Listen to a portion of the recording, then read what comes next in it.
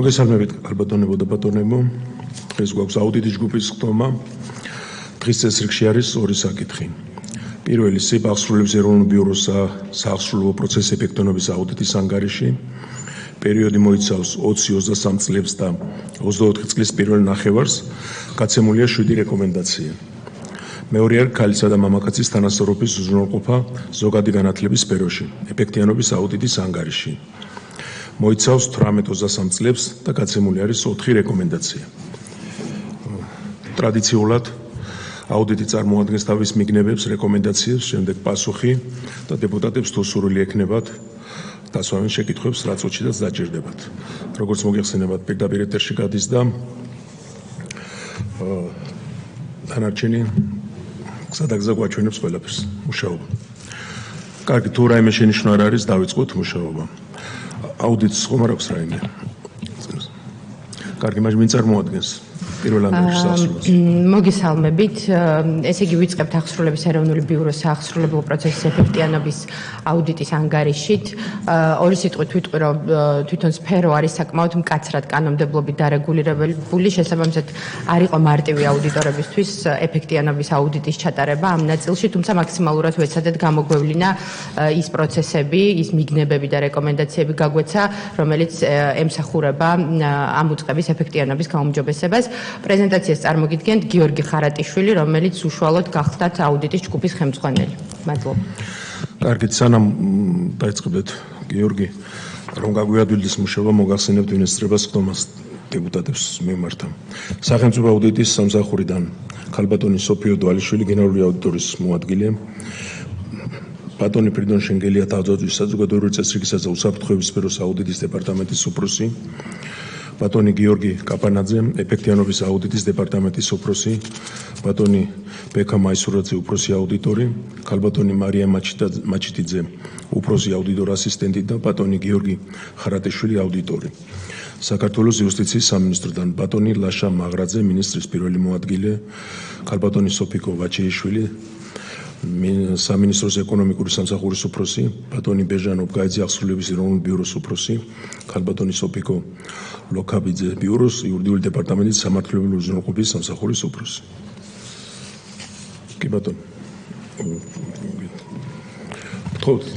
მოგესალმებით. სახელმწიფო აუდიტის სამსახური, სიბ აღსრულების ეროვნული ბიუროს საახსრულებო პროცესის ეფექტიანობის აუდიტის ანგარიში. აუდიტის ობიექტი სიბ აღსრულების ეროვნული ბიურო. აუდიტის მიზანი იყო შეეფასოს რამდენად უზრუნველყოფს სიბ აღსრულების ეროვნული ბიუროს მიერ დაგეგმილი და განხორციელებული ღონისძიებები ეფექტიანი აღსრულების წინაპირობების შექმნას.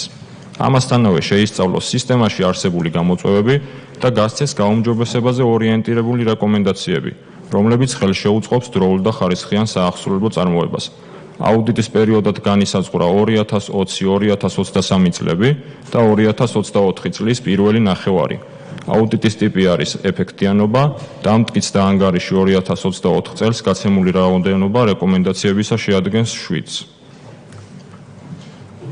პირველი საკითხი: საახსრულებო პროცესის მონიტორინგის სისტემის გამოწვევები. ბიუროში არსებული მონიტორინგის სისტემით არ ხდება დეტალური მონაცემებით აღმასრულებლების წარმოებაში არსებული საქმეების სტატისტიკის წარმოება. ასევე ბიურო მოკლებულია შესაძლებლობას ყველა საახსრულებო მოქმედების შესახებ მონაცემები დაამუშავოს საახსრულებო წარმოების ელექტრონული პროგრამის გამოყენებით. საჭირო მონაცემების არარსებობის პირობებში კი საქმეებზე მონიტორინგი არასრულყოფილი ხასიათისაა და ვერ უზრუნველყოფს აღსრულების დროში განხანგრძლივებისა და არაეფექტიანი წარმოების გამომწვევი მიზეზების სრულ იდენტიფიცირებას. მონიტორინგის სისტემის ფარგლებში აღმასრულებლების მიერ პერიოდულად საქმეთა ნუსხის წარმოუდგენლობა და შესაბამისად თითოეულ საქმეზე განხორციელებული ქმედებებისა და შემაფერხებელი გარემოებების ანალიზის არარსებობა იწვევს წარმოების მიმდინარეობის შესახებ არასრულ ახმას და შემდგომი ქმედებების განუხორციელებლობას. მიმდინარე და დასრულებულ საქმეთა რეესტრი სრულყოფილად ვერ ასახავს ბიუროში წარმოებაში არსებული საქმეების შესახებ ინფორმაციას და ვერ ჩაითვლება სრულად და სანდოდ. საქმეთა სიმრავლიდან გამომდინარე აუდიტის ჯგუფი მოკლებულია შესაძლებლობას გადაამოწმოს ყველა საქმის რეალური სტატუსი და რაოდენობრივი მაჩვენებლები. ბიუროს განმარტებით დაწყებულია შესაბამისი ქმედებები აღნიშნული საკითხის მოსაგვარებლად. საკითხი მეორე, საახსრულებო კანონმდებლობაში არსებული გამოწვევები იყოფა ორი მიმართულებით. ზოგიერთ კატეგორიის საქმეზე ახსრულების წესების გამოწვევები. კანონმდებლობა ბიუროს ყველა საახსრულებო საქმესთან მიმართებით არ ანიჭებს შესაბამისი იძულებითი ღონისძიებების განხორციელების შესაძლებლობას. ზოგიერთი კატეგორიის საახსრულებო საქმეში, მაგალითად, მშენებლობის უსაფრთხოების წესების დარღვევის გამოსწორება, ადმინისტრაციული ორგანოს მიერ წარმოების ჩატარება და დასაბუთებული გადაწყვეტილებების გამოტანა, თანამდებობაზე აღდგენა და იძულებითი განაცდური ხელფასის ანაზღაურების საქმეები, მაგალითად, ბიუროს ქმედებები გამოიხატება მხოლოდ მოვალესთან კომუნიკაციაში. ბიურო ვერ ახორციელებს იმგვარ საახსრულებო მოქმედებას, რომელიც მოვალის ჩართულობის გარეშე უზრუნველყოფს სამართლებრივი და ფაქტობრივი შედეგების დადგომას. მეორე მიმართულება საახსრულებო წარმოებას მონაწილე პირებისათვის შეტყობინების ჩაბარება. კანონმდებლობა ბიუროს ანიჭებს ფართო უფლებამოსილებას თვითონ მიიღოს გადაწყვეტილება შეტყობინების გაგზავნის რომელი ფორმა გამოიყენოს. ბიუროს მიდგომა არაერთგვაროვანია. ძირითადად ბიურო მხარეს შეტყობინებას უგზავნის კონტრაქტორი კომპანიის გამოყენებით რეგისტრირებული მისამართის მიხედვით. თუმცა ჩაუბარებლობის შემთხვევაში არ იყენებს შეტყობინების გაგზავნის ყველა შესაძლო საშუალებას. ასევე რიგ შემთხვევებში ბიურო მიმართავს განსაკუთრებულ ძალისხმევას, რაც ზრდის ადამიანური და მატერიალური რესურსების არაეფექტიანი გამოყენების რისკს. ანგარიში შეეხო გამოსახლების ტიპის კატეგორიის საქმეებში არსებულ გამოწვევებსაც. გამოსახლების საქმეები განსაკუთრებული სირთულით გამოირჩევა, კანონი ითვალისწინებს განსაკუთრებულ ვითარებაში მორალის ზოგად ნორმებთან შეუსაბამობის გამო საახსრულებო ქმედებების გადადებას. აღნიშნული მოტივით გადადებულ საქმეებში ფაქტობრივი მოცემულობების უცვლელობის მიუხედავად ვადის გასვლის შემდეგ გადაწყვეტილება ახსრულდება.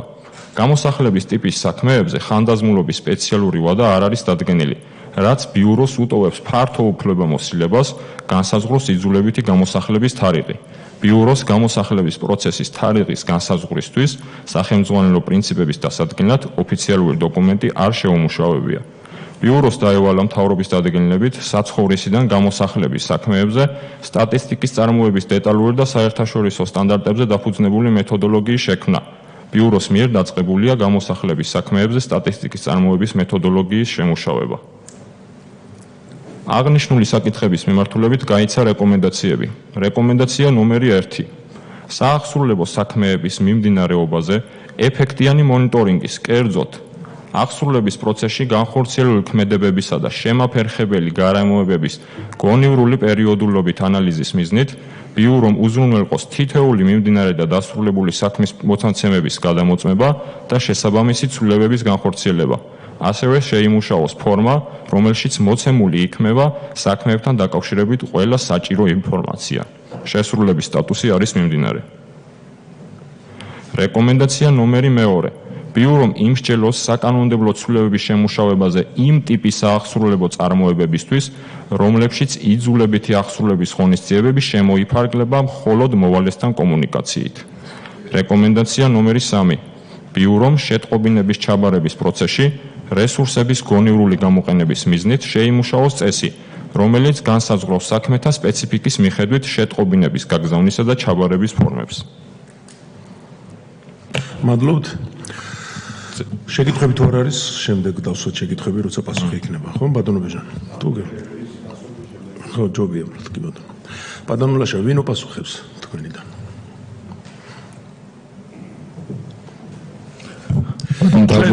ბატონო ლაშა, ვინც პირველად ბრძანდება, ჩვენი ინტერესი არ არის რაღაც გარე დამატებითი რაღაცის შესწავლა. ჩვენი ინტერესია გაცემული რეკომენდაციებს თუ ეთანხმებით და თუ ეთანხმებით, როდის შესრულდება ეს რეკომენდაციები. თუ არ ეთანხმებით, მაშინ განხილვის საგან იქნება და განვიხილავთ. კი ბატონო, გისმენთ. ბატონო თავმჯდომარე, ქალბატონო და ბატონო მოგესალმებით. პირველ რიგში მადლობა მოწვევისთვის, რა თქმა უნდა. ორიოდე სიტყვით შესავალს გავაკეთებ იმ თვალსაზრისით, რომ სისტემური და ინსტიტუციური განვითარებას არის უწყვეტი პროცესი, ცხადია. აქედან გამომდინარე იუსტიციის სამინისტრო და მისი ქოლგის ქვეშ მოქმედი საჯარო სამართლის პირები, რა თქმა უნდა, მაქსიმალურად არიან ორიენტირებული იმ კუთხით, რომ კიდევ უფრო მეტად გავაუმჯობესოთ მომსახურების ხარისხი და ეფექტიანობა საახსოვრო საქმის წარმოების. ცხადია ის რეკომენდაციები, რომელიც არის შემუშავებული გენერალური აუდიტის სამსახურის მიერ არის ასე ვთქვათ მნიშვნელოვანი და საყურადღებო ახსოვების ეროვნულ ბიუროსთვის და იუსტიციის სამინისტროსთვის და ბუნებრივია იუსტიციის სამინისტრო როგორც ასე ვთქვათ ერთგვარი მაკონტროლებელი ორგანო გამოხატავს მზაობას რომ ამ პროცესში იყოს მაქსიმალურად ჩართული და თავის მხრივ ახსოვების ეროვნულ ბიურო ცხადია უზრუნველყოფს იმ რეკომენდაციების იმპლემენტაციას რომელიც გათვალისწინებული არის გენერალური აუდიტის სამსახურის მიერ მოცემულ დასკვნაში. აქედან გამომდინარე, შემიძლია გითხრათ, რომ უკვე შემუშავებული არის კონკრეტული სამოქმედო გეგმა, რომელიც არის გაწერილი როგორც მიმდინარე, ასევე მომდევნო, ასე ვთქვათ, ერთ წელზე და ბუნებრივია ახსოვების ეროვნულ ბიურო მთელი თავისი რესურსით იქნება მობილიზებული იმისათვის, რომ აღნიშნული რეკომენდაციების, ასე ვთქვათ, შემდგომი იმპლემენტაცია მოხდეს. რაც შეეხება თუ ვინ ისაუბრებს ახსოვების ეროვნულ ბიუროს მხრიდან გაცემული რეკომენდაციების, ასე ვთქვათ, ვინ დააფიქსირებს პოზიციას, ბუნებრივია ამ შემთხვევაში ახსოვების ეროვნულ ბიუროდან შესაბამისად იქნება იურიდიული დეპარტამენტის წარმომადგენელი.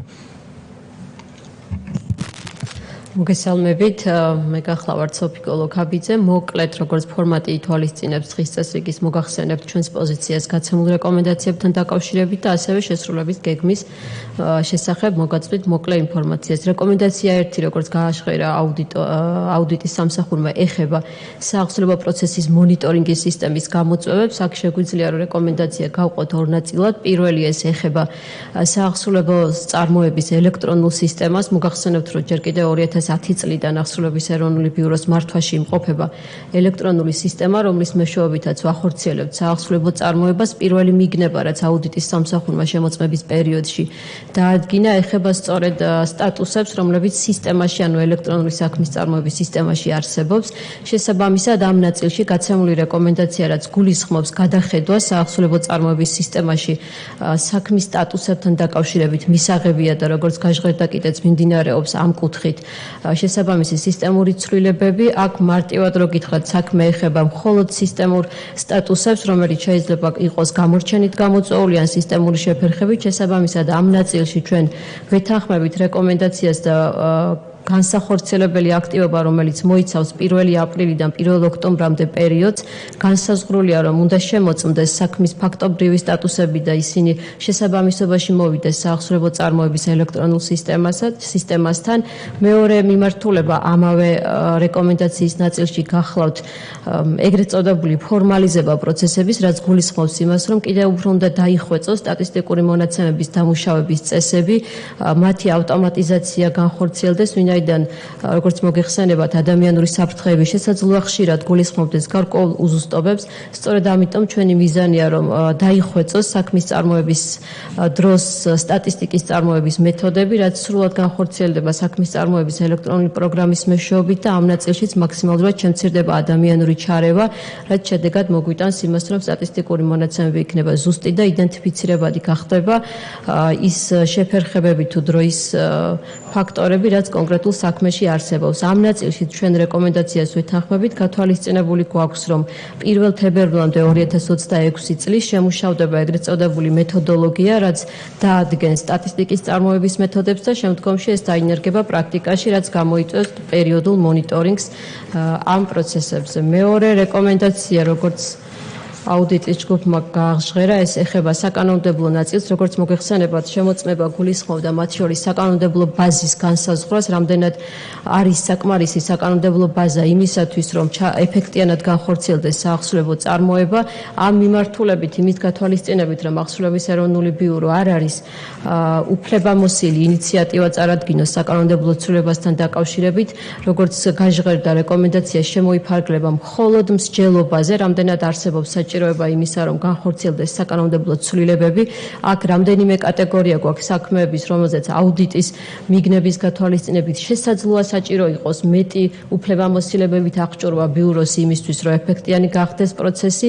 ამ ნაწილში, ვინაიდან ფორმულირება რეკომენდაციის ეხება, რომ ჩვენ უნდა ვიმსჯელოთ, საჭიროა თუ არა რაიმე დოზით ცვლილების განხორციელება, ეს ეხება მაგალითად სხვა კატეგორიის, დემონტაჟის კატეგორიის, შრომითი კატეგორიის საქმეთა აღსრულებას. ამ ნაწილში მოკლედ მინდა გითხრათ, რომ სახალხო დამცველის ანგარიშშიც გაკეთდა აქცენტი იმაზე, რამდენად საკმარისია საკანონმდებლო ბაზა იმისათვის, რომ ეფექტიანად აღსრულდეს შრომითი კატეგორიის საქმეები ან გამოსახლების საქმეები. ამ ნაწილში ჩვენ ინიციატივა საკანონმდებლო ცვლილების ისედაც გვაქვს მომზადებული და პარლამენტის დავალების შესაბამისად წარმოდგენილია წინადადების სახით.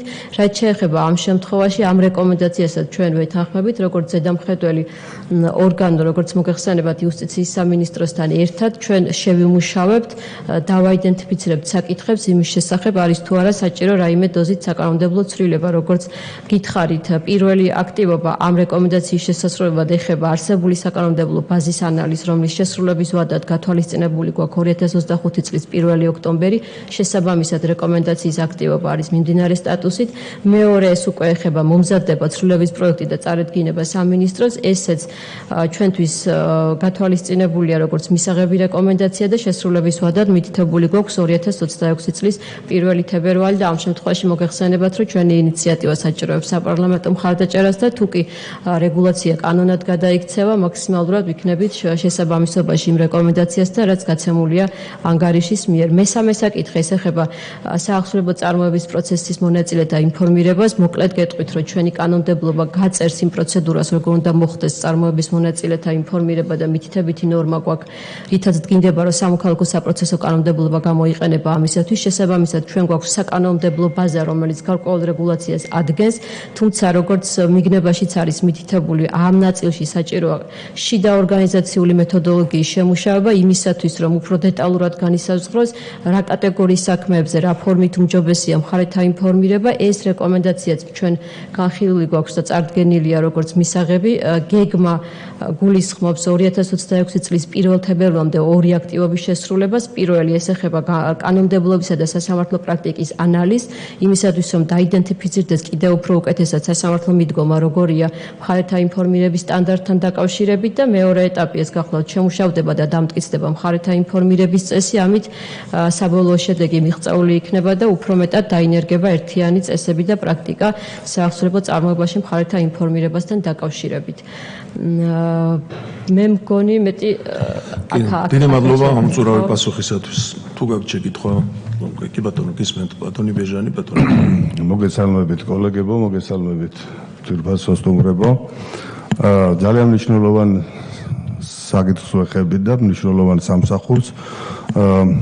ასრულების ეროვნულ ბიუროს ის ფუნქცია აქვს, რომ საბოლოოდ სასამართლო გადაწყვეტილება უნდა იყოს აღსრულებული. ეს გარკვეულწილად ახმას უნდა ტოვებდეს საზოგადოებაში, რომ მისი გადაწყვეტილება სამ ინსტანციაზე გაწერილი შეიძლება იყოს ასე, რომ მივიდა აღსრულების ბიუროში და აღსრულების ბიურომ ეს აუცილებლად უნდა შეასრულოს. ეხლა რაც ტექნიკური შენიშვნები იყო, მე დარწმუნებული ვარ, სამსახური ამას გამოასწორებს იმ ვადებში, რაც წერია, მაგრამ აქ იყო საუბარი და ჩემი ახმა ასეთია, რომ გარკვეულწილად საკანონმდებლო ინიციატივები ძალიან ბევრია მისაღები, იმიტომ რომ საბოლოოდ გადაწყვეტილება თქვენ თვითონ აღნიშნეთ, რომ არის ისეთი საკითხები, რომელიც კიდევ მოითხოვს საკანონმდებლო ცვლილებას ან ახალ საკანონმდებლო ინიციატივას.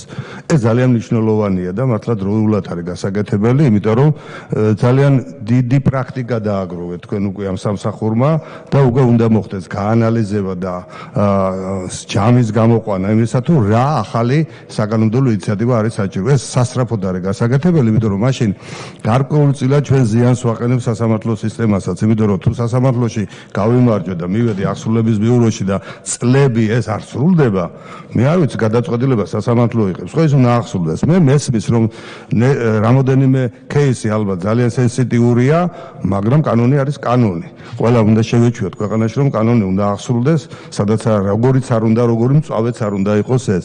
და მე ვფიქრობ და კითხვა მაქვს ასეთი თქვენი აზრი კიდევ ამასთან დაკავშირებით, მე ვფიქრობ, რომ პარლამენტი პირადად მე აუცილებლად დაუჭერ ყველა იმ ინიციატივას, რომელიც მიმართული იქნება ჩვენი ქვეყნის გასამტკიცებლად. ეს ნამდვილად იქნება, იმიტომ რომ სხვანაირად ჩვენ კანონს, კანონმდებლობას და სასამართლო გადაწყვეტილების სასამართლო სისტემის დაცვასაც ვერ მოვახერხებთ. ამიტომ თხოვნა მექნება დროულად მოხდეს ამის დაინიცირება და პარლამენტში მზადავართ ამ საკითხზე ვიმუშაოთ. მადლობა. ბატონო ელია გთხოვთ. დიდი მადლობა ბატონ თავმჯდომარე, დიდი მადლობა მოხსენებისთვის და საინტერესოა ნამდვილად ბატონმა ბეჟანმა ფაქტიურად მოიცვა ის კითხვა, რის დასმაც მე მინდოდა, მის კითხვაში ეს ყველა ფერი გაჟღერდა, მაგრამ მინდა კიდევ ერთხელ გთხოვოთ დაზუსტება იმისი, რომ მესმის აბსოლუტურად ყველა ის რეკომენდაცია შესასრულებელია და ამას დრო ჭირდება, მაგრამ დაახლოებითი ამის კონტროლი ძალიან მნიშვნელოვანია ჩვენთვის, რომ რაღაცა დროს როცა ვიტყვით, ეს აუცილებლად იმ რეალობასთან იყოს ახლოს, რისი შესაძლებლობაც გვაქვს. ბევრ ამას ეხება, რა თქმა უნდა, ბატონმა ბეჟანმა ხაზი გაუსვა გამოსახლების თემას, მაგრამ ასევე სამშენებლო პროექტების დაჩქარებაც ძალიან მნიშვნელოვანია, რომელიც ჩვენს განსაკუთრებით რეგიონებში არის რაღაცეები, რომელიც არის ყურადღება მისაქცევი და დასაჩქარებელი და რაღაცა სახელი უნდა დავარქვათ ამ ყველაფერს. დიდი მადლობა ბატონ ბეჟანს, დიდი მადლობა და დიდი მადლობა თქვენ. მე მგონი კითხვაზე პასუხი გაცემული იყო, მაგრამ დაზუსტება ითხოვეს და გთხოვთ რომ დავაზუსტოთ. შემიძლია მე ვიპასუხო ბატონ პატა, აი რეკომენდაციის ვადებთან დაკავშირებით. მოგეხსენებათ, ჩვენ აუდიტის სამსახურში დანერგილი გვაქვს არის ის სისტემა, ეს არის რეკომენდაციების ელექტრონული მონიტორინგის სისტემა. აღსრულების ეროვნულმა ბიურომ უკვე სამოქმედო გეგმა რეკომენდაციებზე რეაგირების წარმოადგინა ამ სისტემით. სისტემაში არის ძალიან დეტალურად განსაზღვრული ვადები და როგორც კი შესრულდება რეკომენდაციები, ბუნებრივია ჩვენ იცით, რომ ამზადებთ ასევე რეკომენდაციების შესრულების შესახებ ანგარიშს და წარმოუდგენთ პარლამენტს. ასევე ამავე ანგარიში წარმოადგენთ ხოლმე ინფორმაციას დაუშვათ ვადაგადაცილებული ან არ შესრულებული რეკომენდაციების შესახებ და ბუნებრივია ჩვენი მხრიდანაც ამ საკითხებზე შემდგომი რეაგირება იქნება. მადლობა. ბატონო გებძანეთ. ძალიან კარგ თემას შეეხება, მე კითხვა მინდა დაგისვა თქვენ. მე არ ვიცი ხარ რამდენად ეხება ეს აუდიტის სამსახურს, მაგრამ იმ დასკვნებში თქვენ თუ გაქვს უფლება, რომ თუ შეატყობთ, რომ რაღაც კანონმდებლობა არასწორია, ნუ დასამატებელია რაღაცა მისაღები, ამისი რეკომენდაცია მიცეთ, ეს ძალიან მნიშვნელოვანი იქნება. კი, გვაქვს ამ ტიპის რეკომენდაციები გაცემული გვაქვს, რა თქმა უნდა, თუ პროცესის ეფექტიანობას bis წინაპირობა არის კანონმდებლობის ცვლილება, რა თქმა უნდა, ამ საკითხებს ვეხებით. აი, მაგ რეკომენდაციაზე საუბარი ახლა რო საკანონმდებლოსა. ისა, ბატონ ლაშა, თუ გალბატონ სოფიკოს, თუ სურვილი გაქვთ, დაამატეთ, დააზუსტეთ. საკანონმდებლო ცვლილების პაკეტს რაც ეხება, მე როგორც მოგახსენეთ, გვაქვს გარკვეული სამუშაო პროექტები, რომელიც საკანონმდებლო ცვლილების სახით უკვე შემდგომში წარმოდგენილი იქნება შესაბამისი პროცედურის გავლით, როგორც ვთქვით, ეს ეხება დემონტაჟის საქმეებს, გამოსახლების საქმეებს, რომელზეც კანონი გარკვეულ საკითხებთან დაკავშირებით დაზუსტებას საჭიროებს. ჩვენ კანონპროექტები მზად გვაქვს, ვადებს რაც შეეხება იმ ვადებში, რა ვადებიც არის ანგარიშის შესრულებისთვის გათვალისწინებული, ჩვენ ამ ვადებში აუცილებლად წარვადგენთ შესაბამის ანგარიშებსაც და იმ შედეგებსაც, რაც ამ რეკომენდაციის შესასრულებლად საჭიროა. კონკრეტულ დეტალებს ცხადია ამ ფორმატის გათვალისწინებით ჩვენ ახლა ვერ განვიხილავთ, რაც შეიძლება გულისხმობდეს საკანონმდებლო ცვლილებები, თუმცა ამ მიმართულებებით, რაც ანგარიში არის მითითებული, ჩვენ უკვე დაწყებული გვაქვს მუშაობა და გარკვეული სახით საკანონმდებლო ცვლილების პაკეტები არსებობს. ხომ არ გნებოდნას. დაახლოებით როდის წარმოადგენთ, მე ასე გავიგე შეკითხვა, ხო? დაახლოებით. საკანონმდებლო ცვლილების წარმოდგენის ვადას რასაკურველია მე ვერ გეტყვით, მოგეხსენებათ, რომ ჩვენ არ ვართ ის სუბიექტი, ვისაც ინიციატივის უფლება გააჩნია პროცედურების მიყოლით, რაც გულისხმობს ჯერ ზედამხედველი იუსტიციის სამინისტროსთან ერთად შემუშავებას, შემდგომ ალბათ სამთავრობო გზით ან საპარლამენტო ჯგუფის მეშვეობით ეს ისეთი საკითხებია, რომელზეც სამწუხაროდ ეხლა არც გვაქვს მზად პასუხი და ვერც თანამდებობით ან დაახლოებით ვერ გეტყვით. წელს დაიწყებენ. გეგმა ესე გვაქვს, რომ საშემოდგომოზე უნდა იყოს საკითხები დაყენებული. აბსოლუტურად გასაგებია, როგორც აღნიშნეთ, მაგრამ თქვენი სურვილი როგორია, როგორ არის რეალობა, რა პერიოდში ფიქრობთ, რომ აი ამ ყველაფერს მოახერხებთ? ყველა იმ პროცედურის დაცვით, რა თქმა უნდა, რომელიც კანონმდებლობით არის გათვალისწინებული. მე გეტყვით, ანუ ჩვენი სურვილი რა თქმა უნდა არის, რომ მაქსიმალურად შემჭირებულ ვადებში მოხდეს უკვე შემუშავებული საკანონმდებლო ცვლილების პროექტის სამინისტროს შიგნით განხილვა და შემდეგ უკვე ალბათ საშემოდგომო სესიისთვის მოხდეს ამის ყოველ შემთხვევაში ჩვენი ასე ვთქვათ სურვილი ესეთი არის, რომ შემჭირებულ ვადებში მოხდეს ამ საკანონმდებლო ცვლილების ინიციატივის წარმოადგინა. კი ბატონო, მადლობთ. გადავიდეთ შემდეგ ნაწილზე. შემდეგი საკითხი შეეხება მოვალის ქონების მოძიებაში არსებულ გამოწვევებს. მოვალის ქონების მოძიება შედეგზე ორიენტირებული აღსრულების მნიშვნელოვანი წინაპირობაა, ამიტომაც ქონების მოძიებასთან დაკავშირებით არსებობს შესაბამისი შემდეგი გამოწვევები, რომლებიც გავლენას ახდენს ეფექტიანობაზე. პირველი, მოვალეთა რეესტრიდან გამომდინარე ვალდებულებების უზრუნველსაყოფად ბიურო საქართველოს ეროვნული ბანკიდან ავტომატურად ვერ იღებს ინფორმაციას ბანკის ლიცენზირების შესახებ, შესაბამისად ვერ უზრუნველყოფს ბანკებთან მათი ლიცენზირებისთანავე ხელშეკრულების გაფორმებასა და მოვალის შესახებ დაცული ინფორმაციის დაუყოვნებელ მიმოცვლას. ქონების მოძიებისა და დაყადაღების პროცესში ბიუროს მიერ გამოყენებული მიდგომით ყადაღისაგან უსაფუძვლოდ თავისუფლდება ის თანხა, რომელიც არ წარმოადგენს სახელმწიფო პენსიასა და სოციალურ დახმარებას და ირიცხება ამ მიზნით გამოყენებულ ანგარიშებზე. დასაკავებლად გადაცემული ავტოსატრანსპორტო საშუალებების მოძიების პროცესში ბიურო ვერ იყენებს ყველა შესაძლო ადმინისტრაციული ორგანოს რესურსს. ბიურო სათანადოდ ვერ უზრუნველყოფს ისეთ გამოწვევებზე პასუხს, როგორებიცაა ინფორმაციის მოძიება კრიპტოაქტივზე, ფასიან ქაღალდებსა და სათამაშო ბიზნესში თანხის ვირტუალურად შენახვის საშუალებებზე. აღმასრულების და აღსრულების პოლიციელის კვალიფიკაციის გამოწვევები. ბიუროს არ აქვს დანერგილი სავალდებულო განგრძობითი განათლების სისტემა. ბიუროს მიერ ჩატარებული ტრენინგები სრულად ვერ ფარავს კარგი პრაქტიკით გათვალისწინებულ თემატიკას, ასევე უზრუნველყოფილი არ არის ყველა თანამშრომლის ჩართულობა თითოეულ ტრენინგში და სწავლებას არ აქვს განგრძობითი ხასიათი. ბიუროს შიდა ნორმატიული აქტებით აღსრულების პოლიციას აქვს აღმასრულების თანაბარი უფლებამოსილება.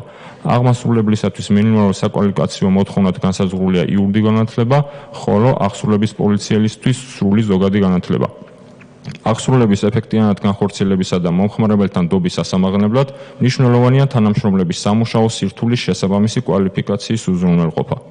მატერიალური ტექნიკური ბაზის გამოყენების გამოწვევები ჩაიშალა ორი მიმართულებით: საახსრულებო საქმის წარმოების ელექტრონული პროგრამის გამოწვევები, დოკუმენტების ანალიზით, პროგრამაში გამოყენებული ტექნოლოგია მოძველებულია და დგას სისტემის გადაწერის აუცილებლობა, რაც ხელშეუწყობს სისტემის მოქნილობას, ცვლილებების უფრო მარტივად განხორციელებას და ბიუროს შეუფერხებლად მუშაობას. პროგრამაში არსებული კონტროლი სხვადასხვა ნაკლონებას ზრდის არაავტორიზებული წვდომის რისკს. ზოგიერთ ტერიტორიულ ბიუროში საქმის განაწილების არგონითი განსხვავდება დანარჩენი ბიუროსგან. საქმეების განაწილების სფეროში უფლებამოსილების მხოლოდ ბიუროს უფროსისათვის მინიჭების მიუხედავად გამოვლინდა შემთხვევები, როდესაც ჯგუფის ცვლილება ან საქმის სხვა ჯგუფისთვის გადაცემა განახორციელა არასათანადო პირმა, რაც წარმოშობს საქმეთა არასამართლიანი განაწილების რისკს. საწყობის ფუნქციონირების გამოწვევების მიმართულებით ბიუროს მიერ არასრულყოფილად ხდება საწყობში განთავსებული დაყადაღებული ნივთების ანალიზური აღრიცხვა, რის გამოც ყველა ნივთი არ არის დაკავშირებული საახსრულებო საქმესთან. ამასთანავე საწყობებში ინვენტარიზაცია არ ჩატარებულა. აღნიშნულ საკითხებთან დაკავშირებით გაიცა რეკომენდაციები. რეკომენდაცია ნომერი 4. ბიურომ აღსრულების მაღალკვალიფიციურად განხორციელების მიზნით უზრუნველყოს განგრძობადი განათლების სისტემის დანერგვით, თანამშრომლებისათვის კარგი პრაქტიკით გათვალისწინებულ მოდულებში სავალდებულო სწავლების ჩატარება, შესრულების სტატუსი არის მიმდინარე. მოვალის ქონების მოძიებაში არსებულ გამოწვევებთან დაკავშირებით გაიცა რეკომენდაცია ნომერი 5. ბიურომ ქონების ყველა სახეობაზე აღსრულების განხორციელების მიზნით უზრუნველყოს ავტოტრანსპორტის მოძიების პროცესში ყველა შესაძლო ადმინისტრაციული ორგანოს რესურსის გამოყენება, ვირტუალური აქტივების მომსახურების პროვაიდერებთან, ფასიანი ქაღალდების ბაზრის შუამავლებთან, სათამაშო ბიზნესის სუბიექტებთან ელექტრონული კომუნიკაციის გზების შემუშავება და მოვალის ქონების მოძიება. აღნიშნული საკითხის შესრულების სტატუსი ასევე არის მიმდინარე. მატერიალურ-ტექნიკური ბაზისთან დაკავშირებით გაიცა რეკომენდაცია ნომერი 6. საახსრულებო წარმოების შეუფერხებელი განხორციელების მიზნით ბიურომ უზრუნველყოს საქმის წარმოების ელექტრონული სისტემის მდგრადი და გამართული ფუნქციონირება, ასევე ტერიტორიულ ბიურებში საქმეთა განაწილება პროგრამული ალგორითმის გამოყენებით. შესრულების სტატუსი არის მიმდინარე. რეკომენდაცია ნომერი 7. ბიურომ ქონების დროული რეალიზაციის მიზნით უზრუნველყოს დაყადაღებული ნივთის საახსრულებო საქმესთან დაკავშირება. შესრულების სტატუსი ასევე არის მიმდინარე. მადლობთ ყურადღებისთვის. მადლობთ. ამ საკითხზე ვინ საუბრობს ბატონო? სოფო? დიახ. იცით, თქვენ ძალიან კარგად წეგან ახსენით, მადლობელი ვარ. თითქოს არ არის ესეთ საკითხები, მაგრამ აუცილებლად გასაკეთებელი იგივე ბანკებთან მემორანდუმის გაფორმება, როგორ შეიძლება ამის გარეშე, ან საწყობებში. იცით, რაზედაც არის საუბარი, ძალიან თქოთ, რომ ეს აუცილებლად უნდა ასრულდეს ყველაფერი. მე მესმის, რომ ახალი ხელმძღვანელობა არის ყველაფერი, მაგრამ არ არის ესეთი რთული საკითხები საწყობში.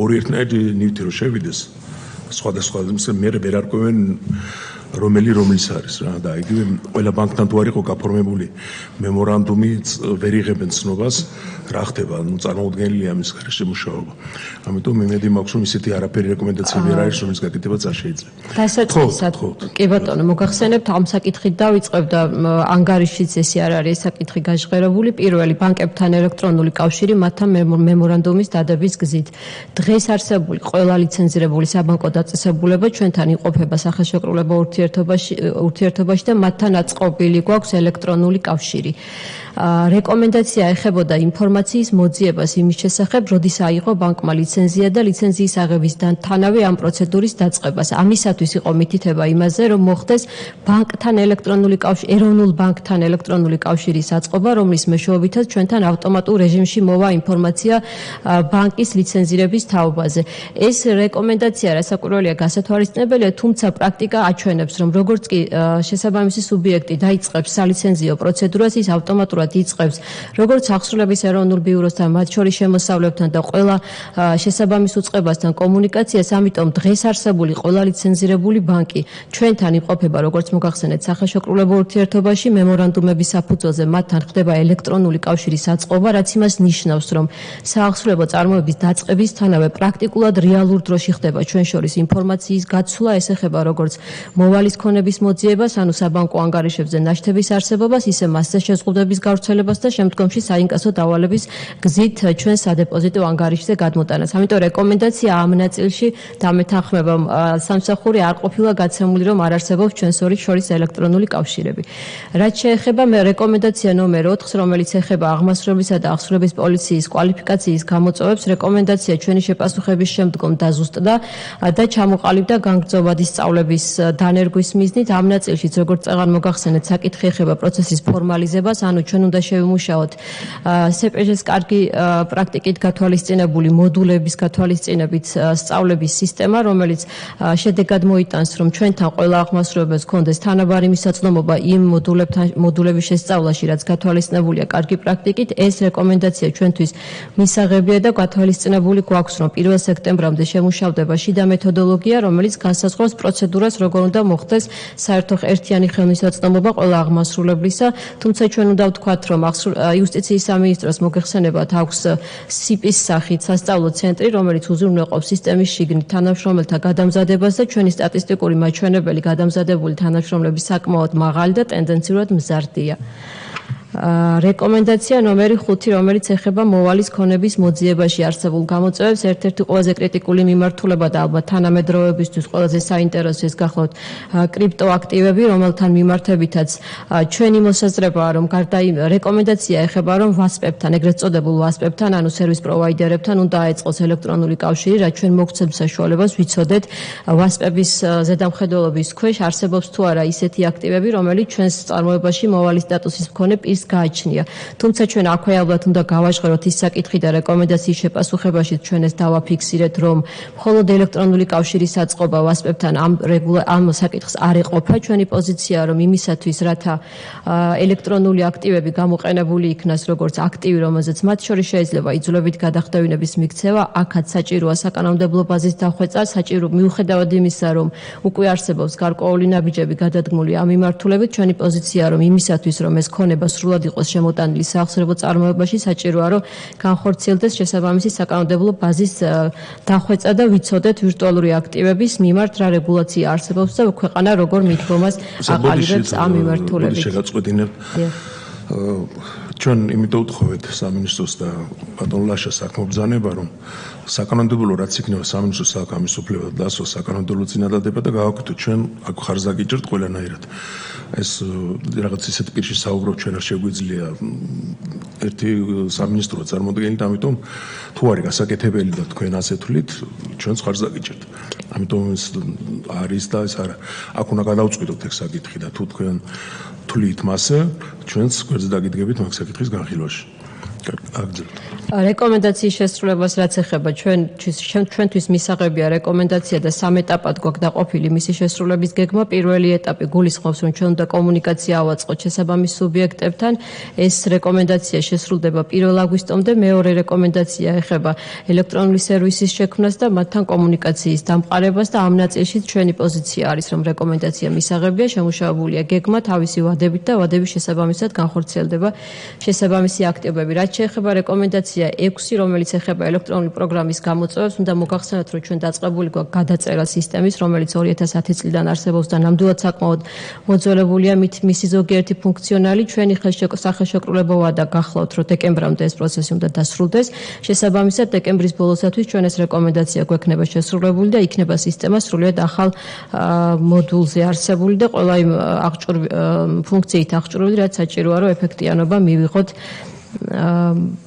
საახსრებო წარმოების. რეკომენდაცია ნომერი 7 ეხება საწყობის ფუნქციონერის გამოწვევებს. აქაც რეკომენდაციაში მითითება, რომ უნდა განხორციელდეს დაყადაღებული ნივთების საახსრებო საქმესთან დაკავშირება. ეს რასაკვირველი არ გულისხმობს, რომ ჩვენ არ გვაქვს ინფორმაცია საწყობში არსებული ქონებების კუთვნილებასთან დაკავშირებით ან ან საქმესთან დაკავშირებით, თუმცა რასაკვირველი აქაც არის გარკვეული ხარვეზები, რაც უკავშირდება იმას, რომ ზოგიერთი ნივთი მაგალითისთვის რომ ავიღოთ საგადასახადო დავალიანებისთვის დაყადაღებული უამრავი მოძრავი ნივთის სისტემატიზაცია დროში საკმაოდ რთულია.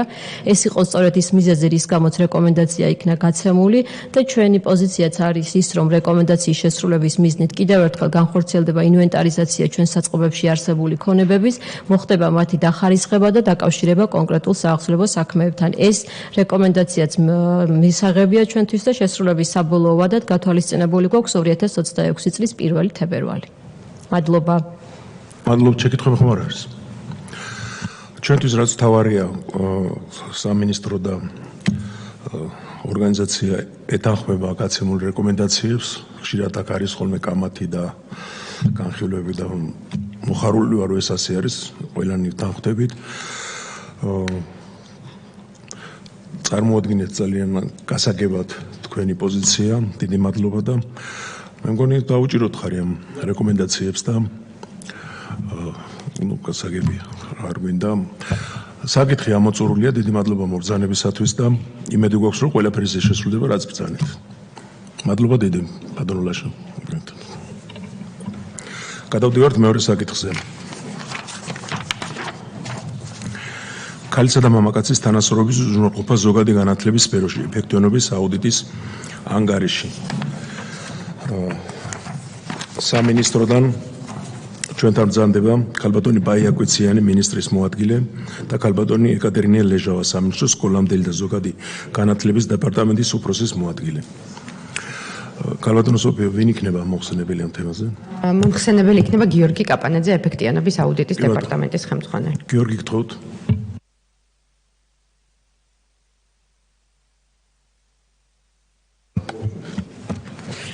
მოგესალმებით, მეც მოკლედ მოგახსენებთ მეორე ანგარიშს, ვიცი რომ დროსთან დაკავშირებით შეზღუდვები გვაქვს, შესაბამისად ვეცდები რომ მოკლედ მოგახსენოთ ძირითადი შედეგების შესახებ. მოკლედ ორი სიტყვით გეტყვით мотивაციაზეც, ვეცდები რომ დაახლოებით 10-12 წუთში ჩავეტიო ძალიანად პრეზენტაცია და შემდეგ 4 რეკომენდაცია გვაქვს, რომელსაც ბოლოს პრეზენტაციის ბოლოს მოგახსენებთ.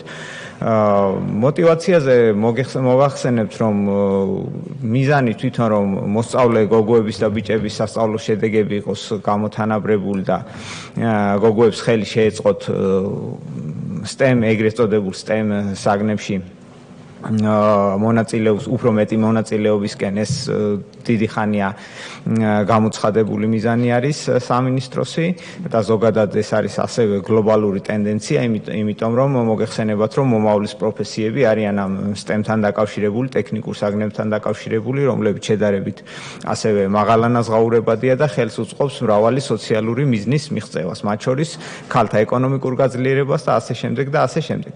შესაბამისად мотивация იყო ჩვენი, რომ გვენახა სამინისტრო რამდენად აკეთებდა მაქსიმუმს, რამდენად ქმედითი ღონისძიებები ქონდა იმისთვის, რომ ეს მიზანი ყოფილიყო მიღწეული ზოგადი განათლების ნაწილში.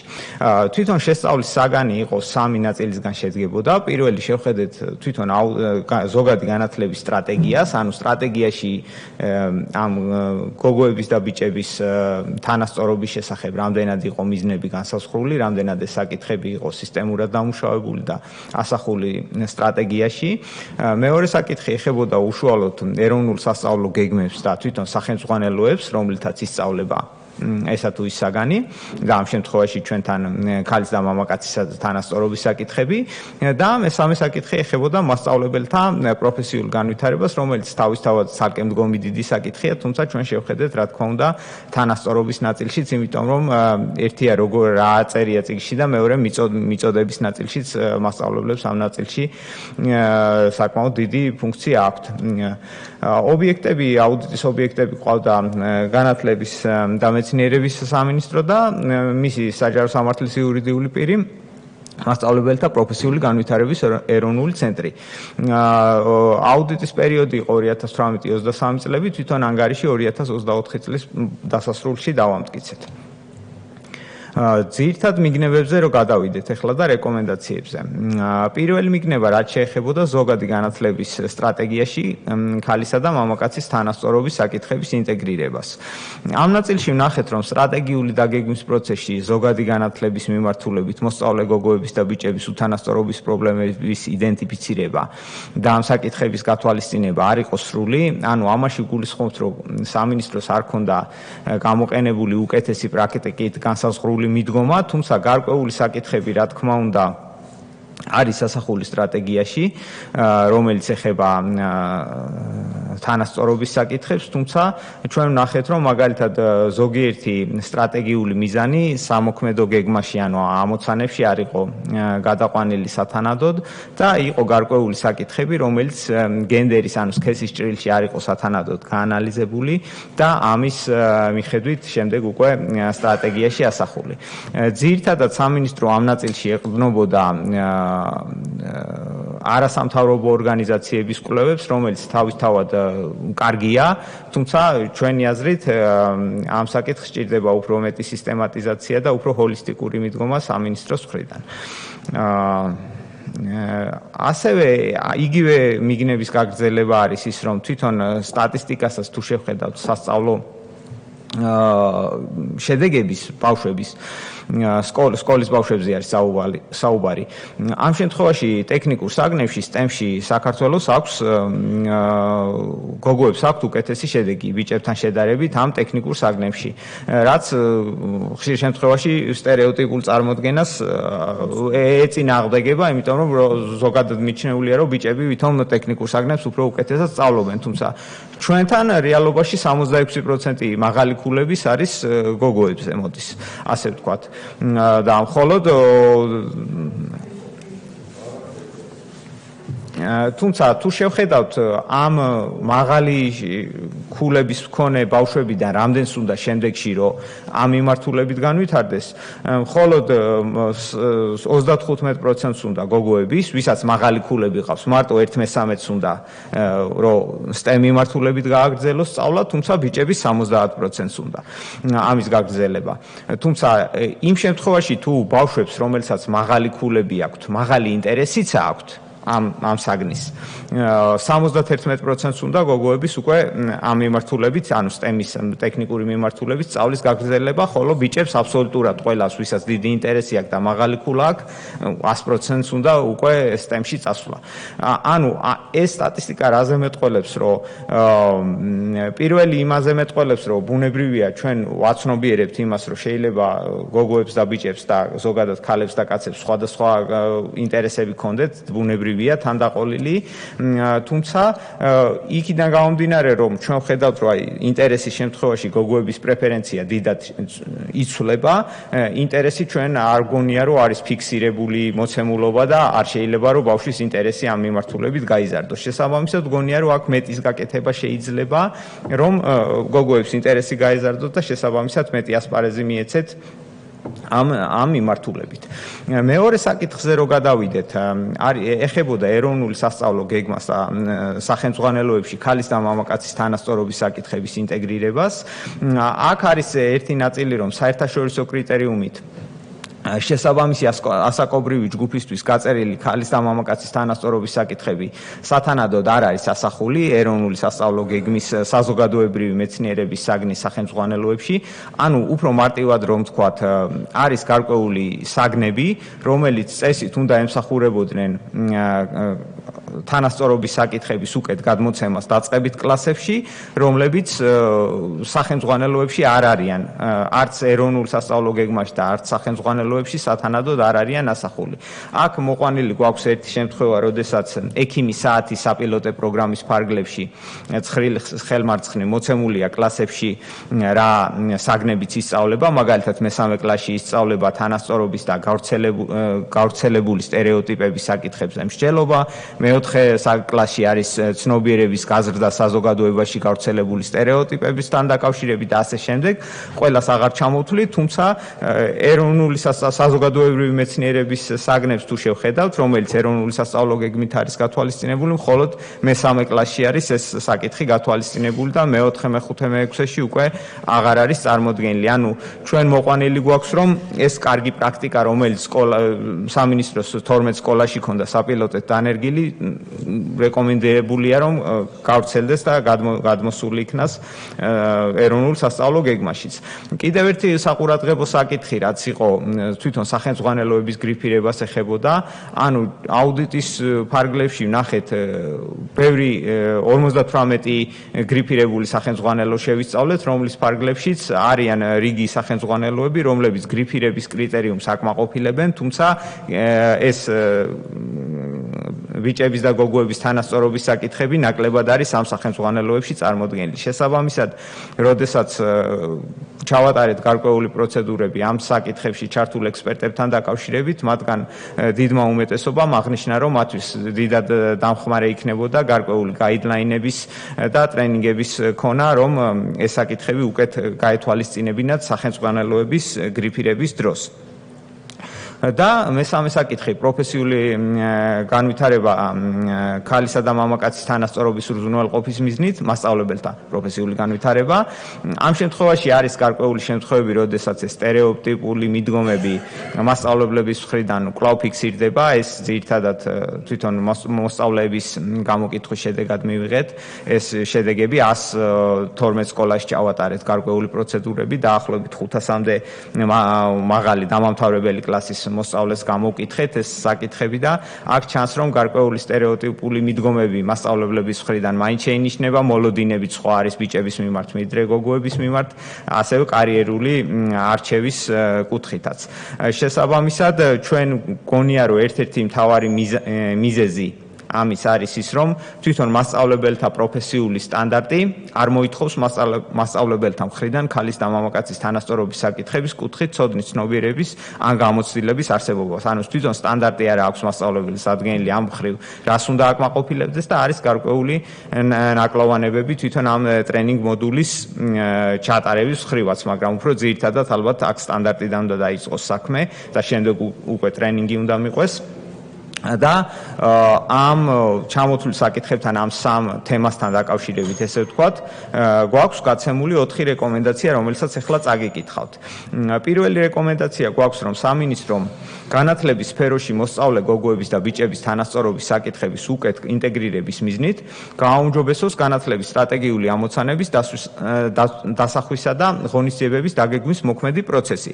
საერთაშორისო კარგი პრაქტიკის შესაბამისად, რაც გულისხმობს თავის თავში, რომ განსაზღვროს მოსწავლე გოგოებისა და ბიჭების თანასწორობის საკითხების სათანადოდ გამოვლენისთვის განსახორციელებელი აქტივობები და მოსწავლე გოგოებისა და ბიჭების თანასწორობის ღონისძიებების დაგეგმვისას გათვალისწინებული იქნეს ზოგადი განათლების დონეზე ინიციატივები STEM საგნებში გოგოების მოტივაციის ინტერესის გაზრდის მიზნით.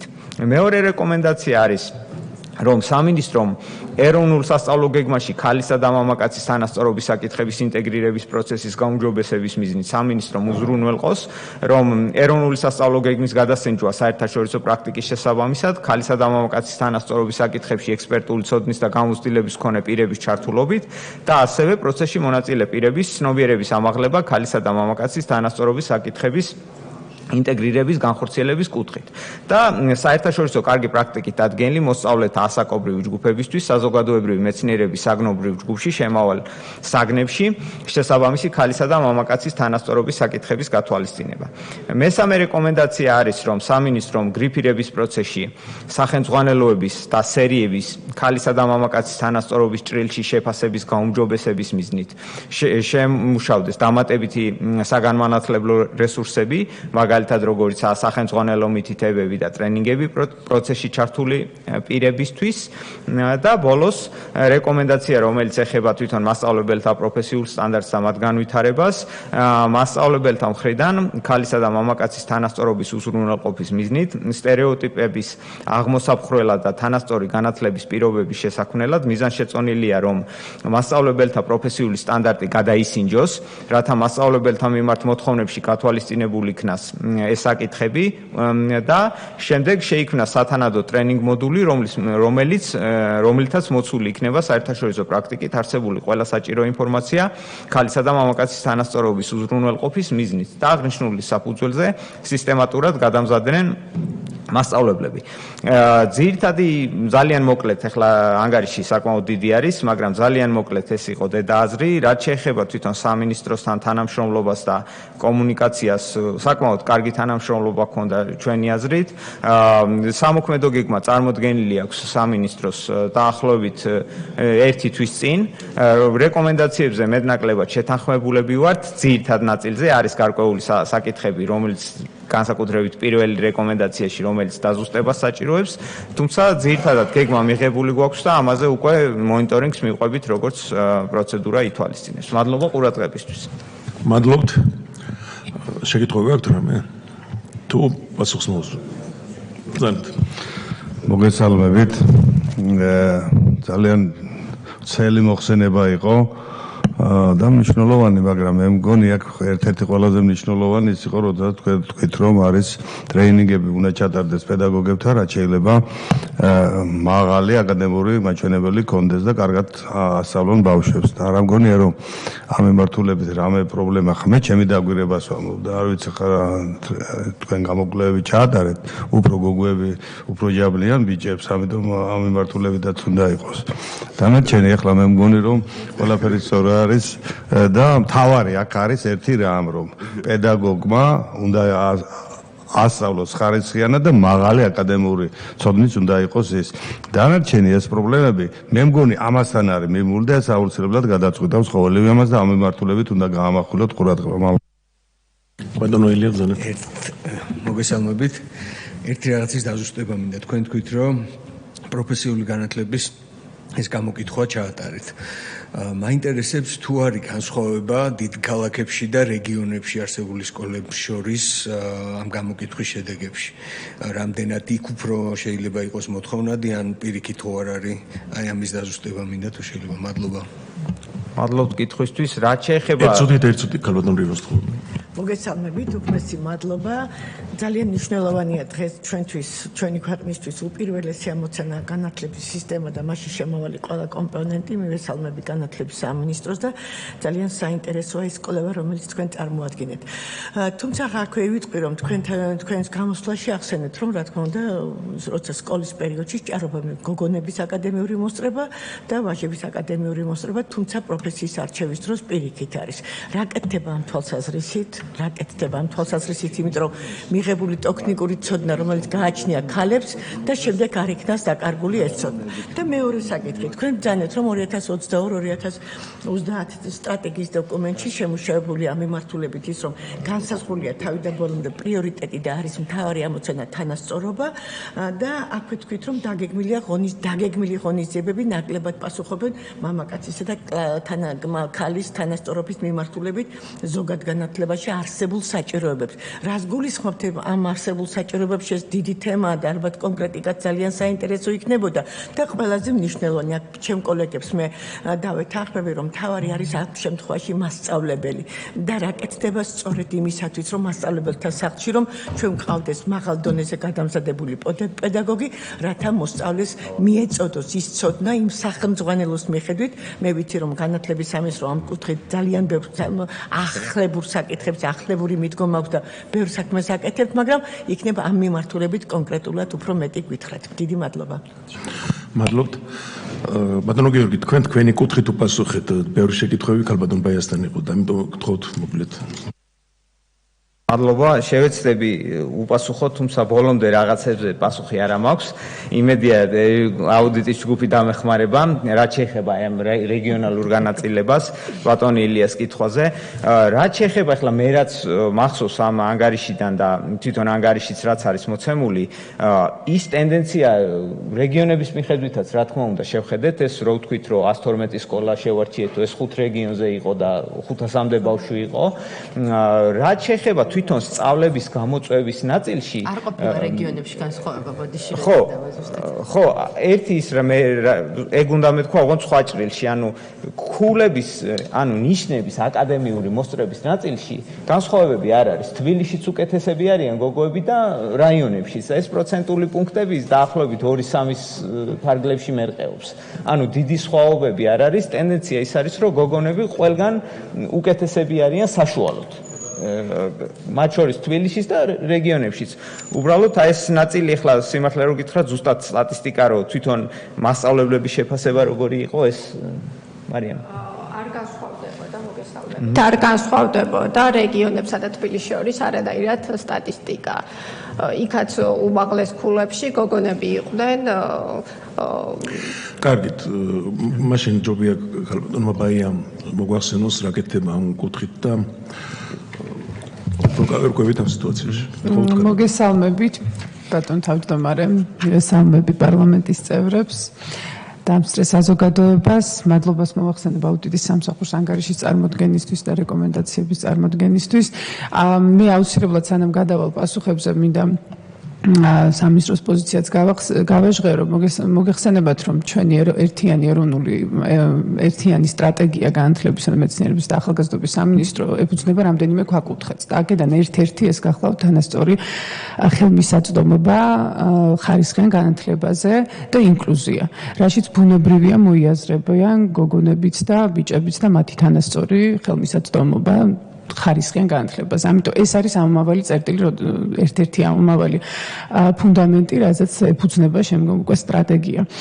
თუმცა მე ბატონ გიორგის დავეთანხმები, რომ აღსრულების ნაწილში არის გამოწვევები, ჩვენ აქ ვაწყდებით არა მხოლოდ რიგ ტექნიკურ საკითხებს, არამედ აქ როგორც ითქვა, არის სტერეოტიპული მიდგომები, როგორც არის ბავშვების მშობლებში, ასევე არის მასწავლებლებში, რომელიც არც თუ ისე ადვილი დასამარცხებელია, მოგეხსენებათ სტერეოტიპი ყველაზე რთულად დასამარცხებელი ფენომენია. აქედან გამომდინარე, ჩვენ ამაზე ამ რეკომენდაციებზე, რაც წარმოდგენილი იქნა რეკომენდაციების მიღების შემდგომ არ დაგვიწყია და ყოველწლიურად მუშაობთ ამ მიმართულებით, თუმცა რა თქმა უნდა არის გასაუმჯობესებელი და სისტემური და ჰოლისტური მიდგომები, რა თქმა უნდა მნიშვნელოვანია, თუმცა ეს არის საკითხი, რომელიც ჩვენთვის ნამდვილად პრიორიტეტია და რა გაკეთდა, როდესაც კითხვა დაისვა იმ STEM მიმართულებით, STEM საგნების მიმართულებით, რომ განთანაბრდეს ინტერესი და мотиваცია გოგონების და ბიჭების, ჩვენ ახლა უკვე 2025-26 წლის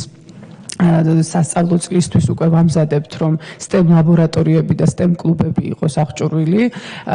შესაბამისად იმისათვის, რომ შემდგომ უკვე მოსწავლეებმა ამით დარასარგებლობა შეძლონ, უკვე 200 სკოლით ვიწყებთ და შემდგომ გვინდა რომ ყველა სკოლა მოვიცვათ ამ STEM ლაბორატორიებით და ამ რეკომენდაციის გათვალისწინებით სწორედ იქნება ყველა სკოლაში, სადაც STEM კლუბები იარსებებს, რეკომენდაცია გაცემული, რომ გოგონები განსაკუთრებულად ხელშეწყობილები იქნენ ამ მიმართულებით, რომ დაინტერესონ და მათი мотиваცია აამაღლონ.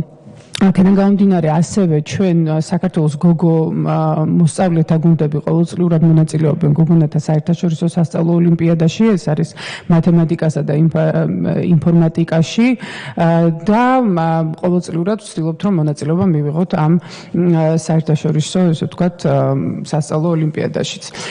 ეს რაც შეეხებოდა პირველ რეკომენდაციას.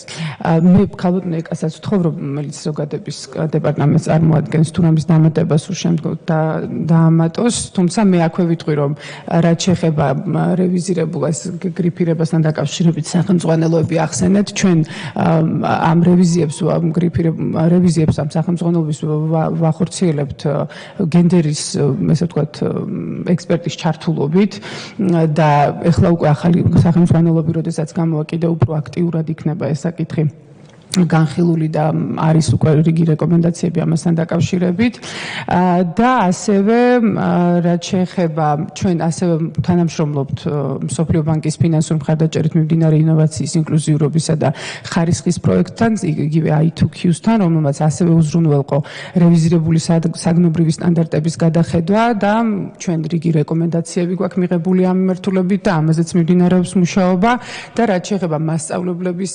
გადამზადებას, ეს მუდმივი პროცესია და მასწავლებლის სახლი ამას მუდმივად ახორციელებს, უბრალოდ არის აქ როგორც ახსენეს სტერეოტიპული მიდგომები და ის პროგრამები და ის ტრენინგები, რაც იგეგმება ამ რეკომენდაციას, რა თქმა უნდა, გულისხმობს და ვცდილობთ რომ მაქსიმალურად გამოწვევების და მიუხედავად გავაუმჯობესოთ ამ მიმართულებით მუშაობა. თუ ქალბატონ ეკასურს რამის დამატება, ვთხოვ რომ დაამატოს. დიდი მადლობა.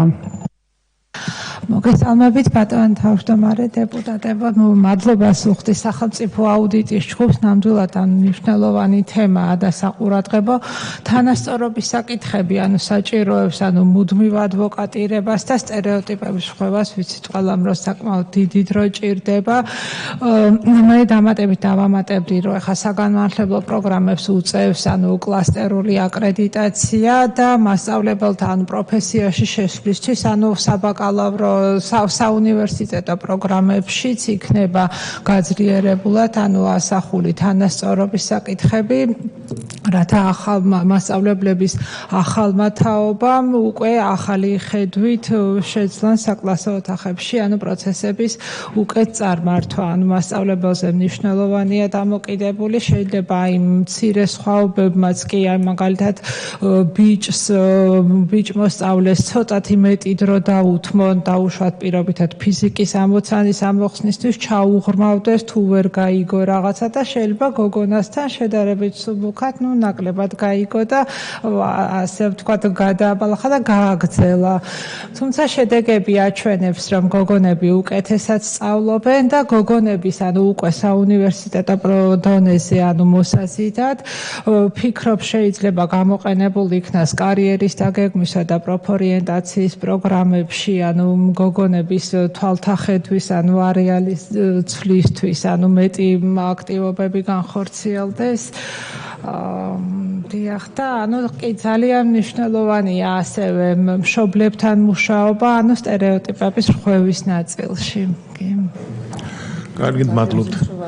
დიახ, კი ვადები მისაღებია, ძირითადად შეთანხმებული ვართ, ეროვნული სასწავლო გეგმის გადამუშავების მიმართულებით გარკვეული სამუშაოები უკვე გაწეულია და უახლოეს პერიოდში დამტკიცდება, გენდერული ექსპერტის მიერ რევიზირებული ეროვნული სასწავლო გეგმა. რევიზირებულ ეროვნულ სასწავლო გეგმას ეყრდნობა მასწავლებელთა პროფესიული სტანდარტის და სასკოლო სახელმძღვანელოებიც, ეს მთავრდები პროცესია და ვადები მისაღებია და ყველა აქტივობა იმედი გვაქვს არ იქნება ხელშემშლელი გაუთვალისწინებელი გარემოებები დროულად შესრულდება. კარგი, მადლობთ. ხომ არ აქვს ვინმეს დამატება შეკითხვა? მადლობა, აქაც რეკომენდაციების მოგესალმებით, ყველას მადლობას გიხდით მობრძანებისთვის, ჩართულობისთვის. მოკლედ გვაქვს ესეთი კითხვა, გვაინტერესებს საზოგადოებასაც, აინტერესებს პროფესიულ სასწავლებლებში კურსდამთავრებულების დასაქმების სტატისტიკა, როგორი გვაქვს, როგორც გოგონებში, ასევე ბიჭებში, თუ შეიძლება, იმიტომ რომ რეგიონებში ზოგადად ოპერატორ კომპანიებში არის მოთხოვნები სერტიფიცირებულ კადრებზე და ამ მიმართულებით კურსდამთავრებულები რამდენად საქმდებიან, რა პროცენტული მაჩვენებლით და არის თუ არა მოთხოვნა და რა დოზით არის მოთხოვნა, თუ შეიძლება, მადლობა. მე ხა ეს გამიჭირდება ციფრების მოყვანა იქიდან გამომდინარე, რომ ეს ძალიან დამოკიდებულია სექტორზე, რომელ სექტორზე ვსაუბრობთ, იმიტომ რომ არის მაგალითად მშენებლობის მიმართულება, სადაც ძალიან მალე საქმდებიან, არის მაგალითად IT მიმართულება, სადაც დასრულებას ვერ ასწრებენ თვითონ კურსის უკვე დასაქმებულები არიან, თუმცა არის სხვა უფრო ნაკლებად ესე ვთქვათ პოპულარული სექტორები და ინდუსტრიები, სადაც უჭირთ დასაქმება, ან პირიქით მაღალია ძალიან კონკურენცია, თუნდაც კულინარიის მიმართულებით და ვერ საქმდებიან ისე აქტიურად. თუმცა ჩვენი მხრიდან ეს უნარების სააგენტო, რომელიც კურირებს გავს საკითხებს, ძალიან აქტიურად მუშაობს დღესდღეობით დასაქმების სააგენტოსთან ერთად. აკეთებენ სხვადასხვა ესე ვთქვათ დასაქმების ფორუმებს, რამდენიმეჯერ იმართება ეს წლის განმავლობაში და ჩვენ მოგეხსენებათ ახლა ინტეგრირებული პროფესიული კურსებით შევედით ესე ვთქვათ სკოლებშიც, საჯარო სკოლებშიც და იქაც იმართება საინფორმაციო კამპანიები სწორედ დასაქმების მიმართულებით და მაქსიმალურად ვცდილობთ რომ ამავე ცნობიერება და დავაკავშიროთ ბიზნესს ადამიანები, დასაქმების მოსურველი ადამიანები და ის სწორედ ამაში ვხედავთ ჩვენ ძალიან დიდ როლს და ამაზე ძალიან დიდ ესე ვთქვათ რესურსს ვამახვილებთ რომ მაქსიმალურად მოხდეს დაახლოება ამ პროფესიული საგანმანათლებლო დაწესებულების კერძო სექტორთან. კი ბატონო, მადლობთ. კარგი, დიდი მადლობა ყველას მობრძანებისათვის. აქაც იგივეა რეკომენდაციებზე პრობლემა არ არის და დიდი მადლობა კიდევ ერთხელ. ამით დახურული არის, გადავდივართ კომიტეტის ხდომაზე. დიდი მადლობა.